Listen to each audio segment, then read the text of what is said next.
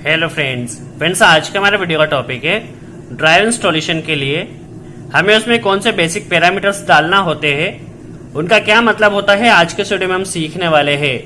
Basically जैसा कि हम जानते हैं, कोई भी ड्राइव हो, चाहे मित्सुबिशी हो, सीमेंस हो, डेल्टा हो, क्रॉम्पटन क्रूज हो, कोई भी ड्राइव हो, उन ड्राइव में आपने देखा होगा हजारों पैरामीटर आपको दिए गए होते हैं। बट उनमें कुछ बेसिक पैरामीटर होते हैं जो कि हमें किसी भी मोटर को रन करने के लिए उसमें डालना होते हैं। तो वह कौन से बेसिक पैरामीटर्स होते हैं जिन्हें हमें किसी भी मोटर को रन करने के लिए ड्राइव में डालना होते हैं और उनका क्या मतलब होता है, सब कुछ आज के वीडियो में हम सीखने वाले हैं। यदि आप Mitsubishi drive, siemens drive, delta drive के कनेक्शन या पैरामीटर के बारे में जानना चाहते हैं तो इनके वीडियो हमने पहले ही बनाए हैं, जिनकी लिंक आपको डिस्क्रिप्शन में मिल जाएगी, वहां जाके आप देख सकते हैं। तो चलिए वीडियो स्टार्ट करते हैं और सीख लेते हैं हमें कौन कौन से पैरामीटर्स उसमें डालना होते हैं। बेसिकली उससे पहले आपको कुछ आपके जो क्वेश्चन है वो कुछ क्लियर होना चाहिए। बेसिकली आपको मोटर के बारे में डिटेल पता होना चाहिए। मोटर जैसे कि कितने वोल्ट पे चलने वाली है, कितने वोल्ट पे चलेगी, 415, 420 जो भी हो। मोटर की कैपेसिटी कितनी है, दैट मीन्स वह कितने किलोवाट की है। इसके अलावा मोटर का फुल लोड करंट कितना है, जैसे कि मोटर का फुल लोड करंट आपको पता होना चाहिए ताकि हमें उसमें ओवरलोड प्रोटेक्शन मिल सके। उसके बाद देखा जाए तो हमें मोटर को कैसे चलाना है, पुश बटन से चलाना है, सिलेक्टर स्विच से चलाना है। इसके अलावा देखा जाए तो 2 वायर सिस्टम से चलाना है, 3 वायर सिस्टम से चलाना है।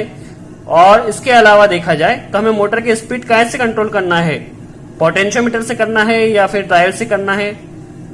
इसके अलावा देखा जाए एक्सेलरेशन टाइम कितना देना है, डीएक्सेलरेशन टाइम कितना देना है। Basically acceleration and deceleration time आपको पता होना चाहिए। आपका मोटर को आपको कितने दिन, आपके मोटर को कितने टाइम में स्टार्ट स्टॉप करना है। इसके अलावा आपको एक और चीज पता होना चाहिए जो कि है आपकी मोटर को कितनी स्पीड में रन करना है। ये काफी इंपॉर्टेंट कॉन्सेप्ट होता है। तो ये सभी डाटा आपको क्लियर होना चाहिए, उसके बाद ही आप किसी भी ड्राइव को इंस्टॉल कर सकते हैं।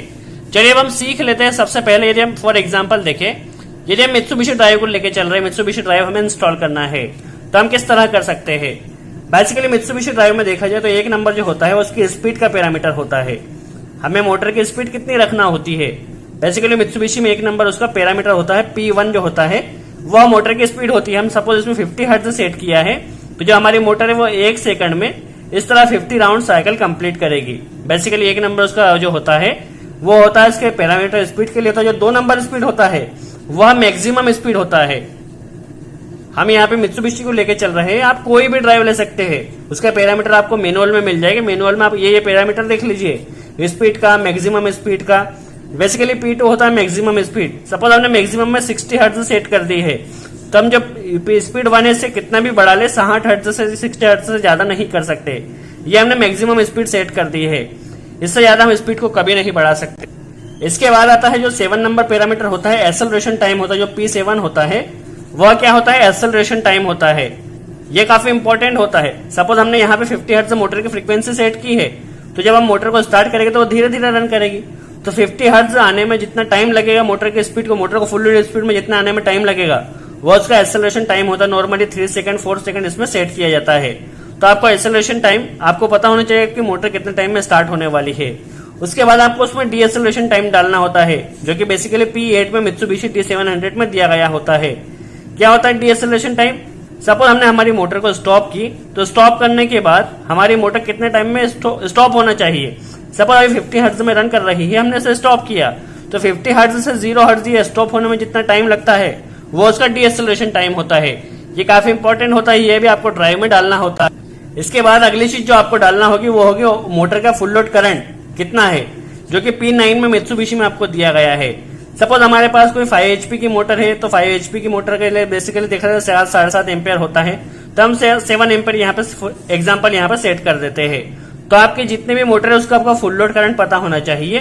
तो आप या तो किसी आपके पास दूसरी ड्राइव है तो आप उसमें पहले पैरामीटर में चेक कर ले कि मोटर कैपेसिटी कहाँ पे डालना है, ये that means motor overload protection कहाँ पे डालना है, तो ये आपको वहां पे मिल जाएगा।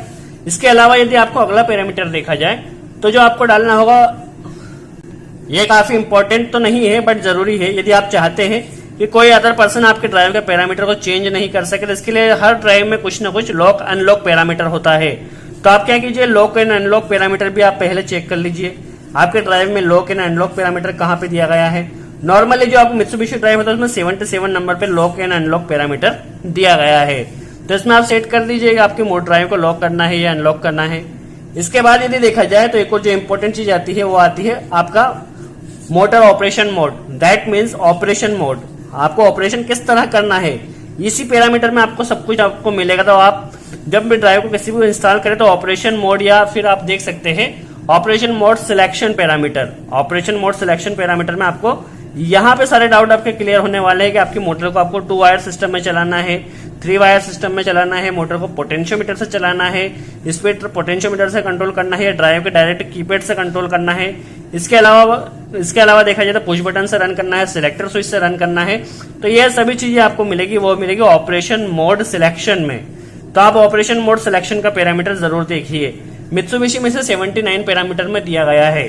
इसके अलावा यदि एक और पैरामीटर देखा जाए तो 80 नंबर पे जो मित्सुबिशी में दिया गया है वो होता है मोटर कैपेसिटी। आपकी मोटर कैपेसिटी कितनी है, कितने किलोवाट की है, बेसिकली किलोवाट में हमें डालना होता है।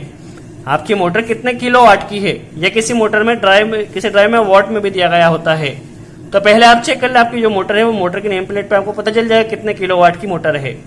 उसके बाद देखा जाए तो जो 83 यहाँ पे आपको दिया गया है, या सबसे पहले आपको देखना होगा जो आपका मोटर का ऑपरेटिंग वोल्टेज है, वोल्टेज कितना किसी मोटर में 380 होता है, किसी में 400 होता है, किसी में 420 होता है। तो आप ऑपरेटिंग वोल्टेज चेक कर लीजिए आपकी जो मोटर है वो कितने वोल्टेज पे ऑपरेट होती है, उस हिसाब से आपके ड्राइव वहां पे ऑपरेटिंग वोल्टेज देने वाली है। तो आपके पास कोई भी ड्राइव हो, जस्ट आपको कुछ बेसिक पैरामीटर यही होते हैं जो कि उसमें इंस्टॉल करना होते हैं। सबसे पहले आपको मोटर को कितनी स्पीड में चलाना है, मैक्सिमम स्पीड कितनी रखना है, एक्सेलरेशन टाइम कितना देना है, डीएक्सेलरेशन टाइम कितना देना है, मोटर को कितने एम्पेयर पर ट्रिप कराना है, तो ओवरलोड प्रोटेक्शन के लिए। इसके अलावा लॉक एंड अनलॉक ड्राइव को ताकि कोई अदर पर्सन चेंज ना कर सके। इसके अलावा आपको ऑपरेशन मोड सिलेक्शन काफी इंपॉर्टेंट होता है। आप वहां पे देखिएगा आपको 0, 1, 2, 3, 4 अदर पैरामीटर मिलेंगे, तो आपको जिस हिसाब से चलाना है आप ऑपरेशन मोड सिलेक्शन में वहां जाके आप देख सकते हैं। इसके अलावा कैपेसिटी आपकी मोटर कितने किलोवाट की है और ऑपरेटिंग वोल्टेज।